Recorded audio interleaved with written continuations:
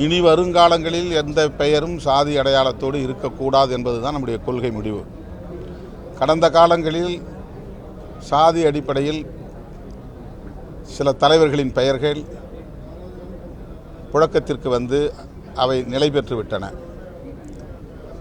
அப்படி நிலை பெற்று விட்டதனால் அவர்கள் சாதி பார்த்தார்கள் என்று சொல்ல முடியாது. உச்சநீதிமன்ற தலைமை நீதிபதி வி.ஆர். கிருஷ்ணய்யர் என்று தான் நாம் சொல்லுவோம். ஆனால் அவர் சாதி ஒழிப்பு அரசியலை முன்னெடுத்தவர், சாதி ஒழிய வேண்டும் என்று குரல் கொடுத்தவர், ஏராளமான தீர்ப்புகளை கொண்டு வந்தவர். அதேபோல் இ.எம்.எஸ். நம்பூதிரிபாடு மார்க்சிஸ்ட் கம்யூனிஸ்ட் கட்சியினுடைய தலைவர், அவருடைய பெயரில் சாதி பெயர் இருக்கிறது. ஆனால் அவர் இடதுசாரி சிந்தனையாளர், சாதி ஒழிய வேண்டும் என்பதில் உறுதியாக இருந்தவர்.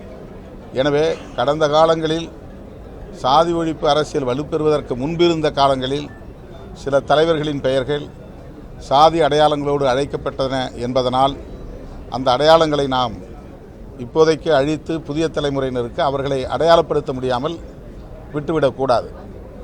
அவர்கள் எந்த அடையாளத்தோடு அறியப்பட்டார்களோ அந்த அடையாளத்தை இன்றைக்கு கொண்டு வருவதனால் நாம் சாதியை வளர்க்கிறோம் என்று ஆகாது. இனி நாம் அதை பயன்படுத்தக்கூடாது. பெரியார் உயிரோடு இருந்த காலத்தில் தொடக்க காலங்களில் அவர் நாயக்கர் என்று தான் அறியப்பட்டார். ஆனால் அவர் வாழும் காலத்திலேயே அவர் அந்த பெயரை உதறி எறிந்து விட்டார், பெரியார் என்று அறியப்பட்டு விட்டார். எனவே தொடக்கத்தில் ராமசாமி நாயக்கர் என்று அறியப்பட்டதனால் அந்த பெயரையே பயன்படுத்த வேண்டும் என்று யாரும் வற்புறுத்தவில்லை, அது தேவைப்படவும் இல்லை. திருவிக்கா அவர்களை கூட முதலியார் என்று தான் அப்போது அழைத்தார்கள்.